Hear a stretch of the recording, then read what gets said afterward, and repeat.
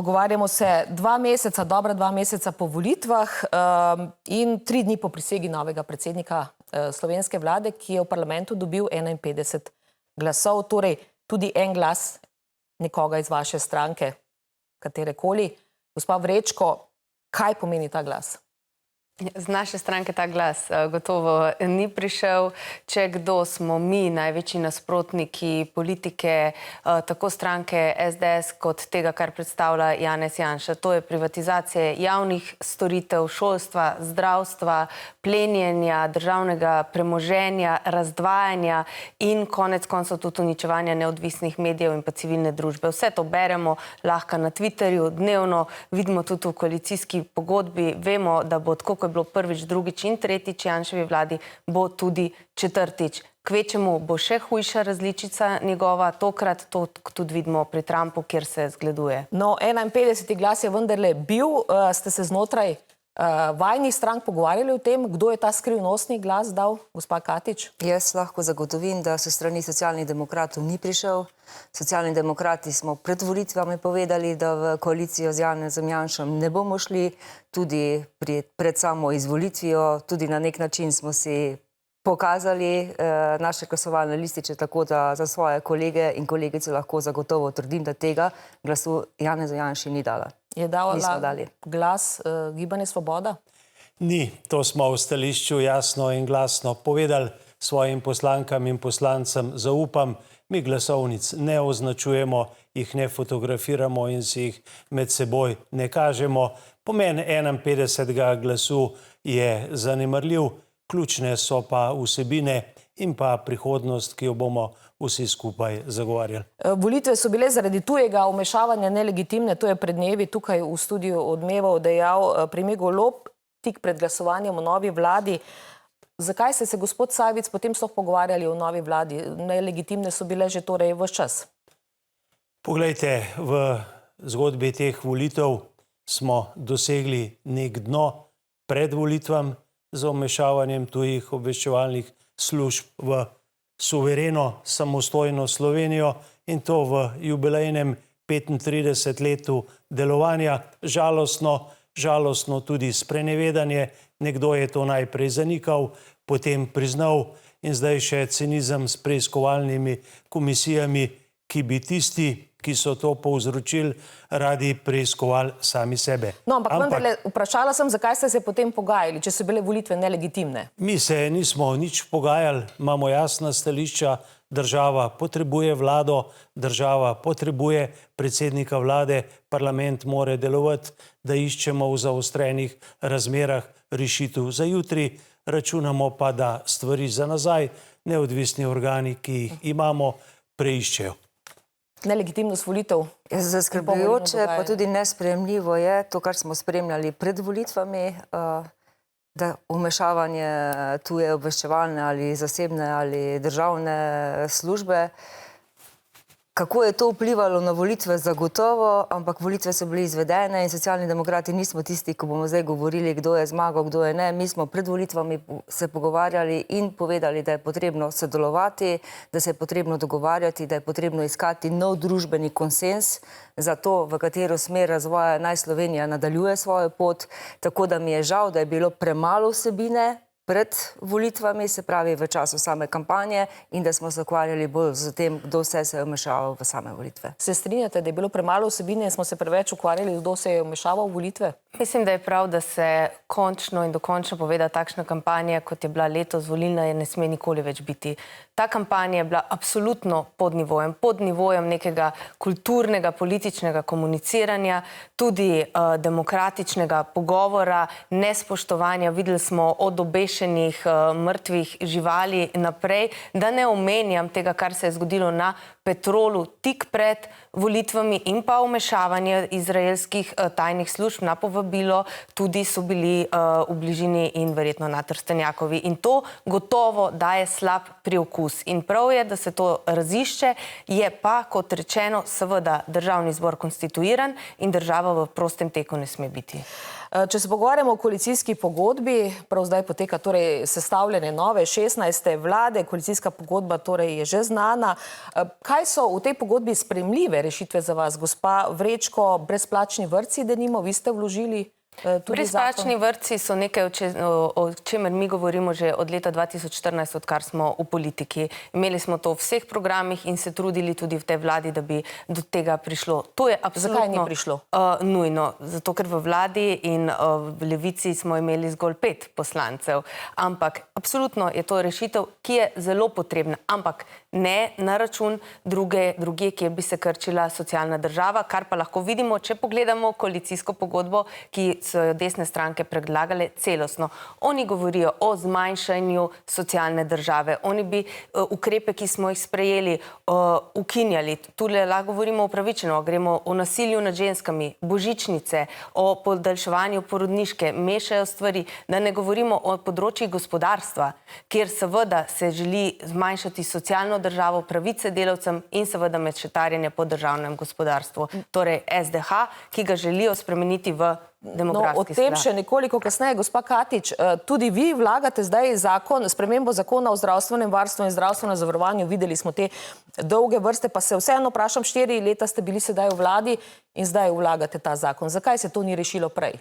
Ja, ni bilo prvič, tudi na vladi smo o tem že debatirali.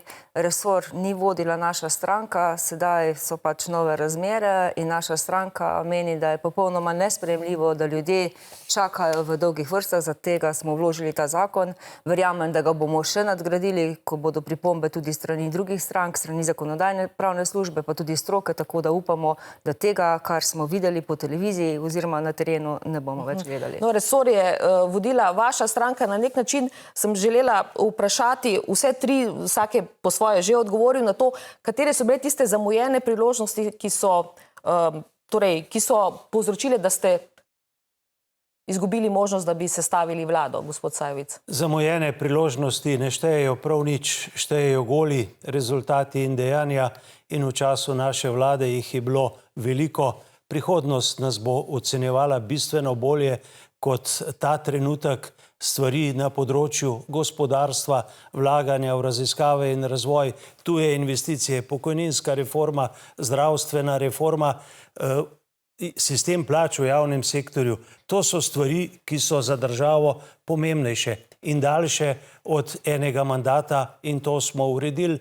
Tudi stabilizacija javnih financ in ljudje smo v Sloveniji z življenjem v tej državi večinsko zadovoljni. Ampak korak naprej, kar je bilo vaše vprašanje, koalicijska pogodba. To je spisek dejanj in želja. Prebral sem vse 3 dosedanje koalicijske pogodbe v Janševi vladi, moram reči, da nič novega, zapakirano v nekoliko drugačen celofan. Bojim se pa, da bo tako kot že 3-krat, da veliko besed, veliko obljub o gospodarstvu, o korupciji, o povezovanju, rezultati na koncu pa povsem nasprotni. No, novo je, denimo predvideva koalicijska pogodba ustanovitev demografskega sklada, na njega naj bi se preneslo državno premoženje. Kaj to pomeni po vašem mnenju za upravljanje državnega premoženja, konec koncev tudi za pokojnine, gospa Vrečko? Ja, to je čisto preprosto. To delajo izključno zato, da bodo v državne firme lahko nastavili svoje kadre in po njih plenili tisti, ki so politični blizu obstoječim strankam koalicije, v glavni meri SDS-a. Kajti to, da govorijo o tem, da bojo s tem napolnili pokojninsko blagajno in tako naprej, sami bi že vedo verjetno, da viški tako ali tako grejo v dobički v proračun, ti pa se razporedijo naprej. Gre torej za izgovor, kako obvodno spet financirati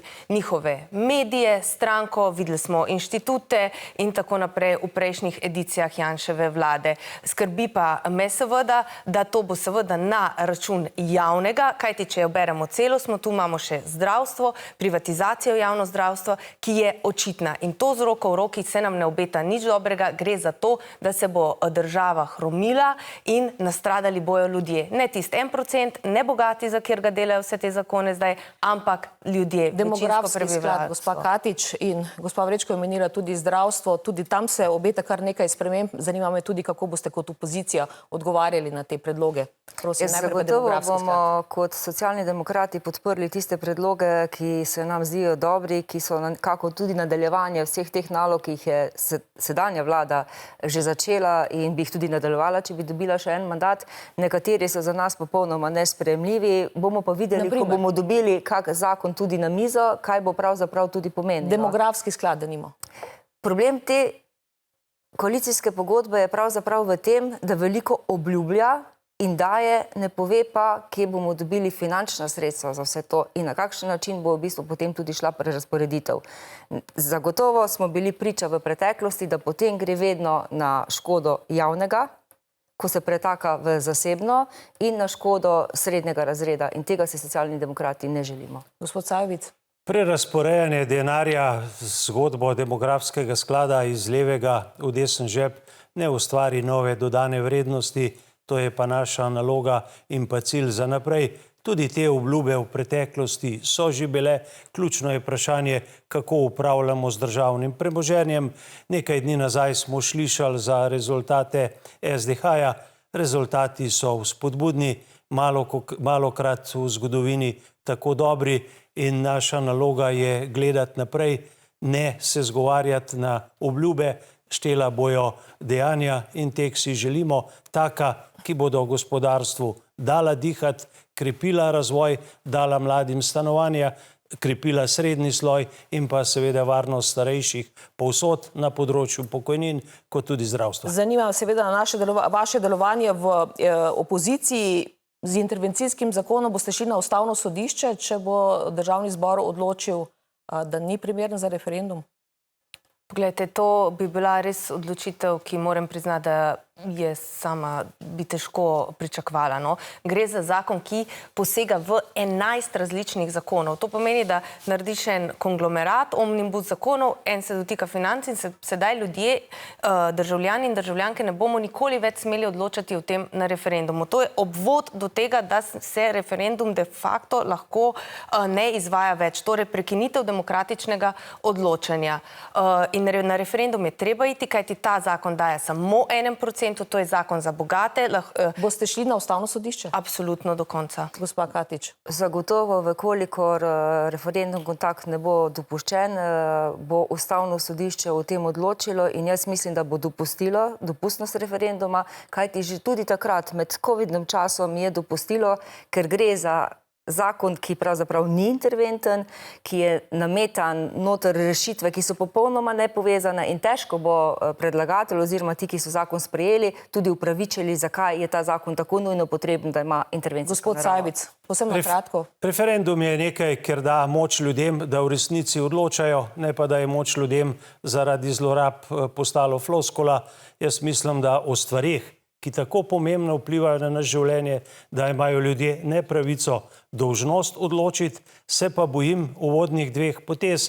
Ena je bila interventni zakon, ki povzroča milijardo luknje v javnih financih, danes pa recimo drugi zakon pred jutrišnjo sejo.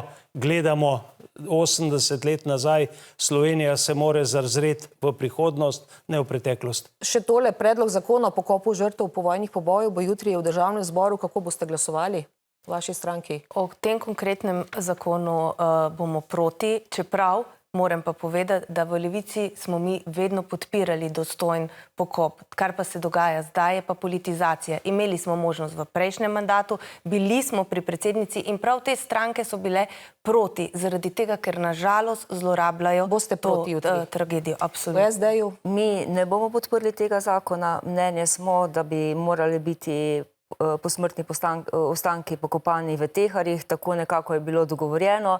Žal pa desna stran vedno znova ne želi pokopati, ampak želi predvsem razvajati Slovenijo. V urejanju tega področja smo na ministrstvu, ki ga vodim, namenili rekordno število sredstev, številne dobre rešitve.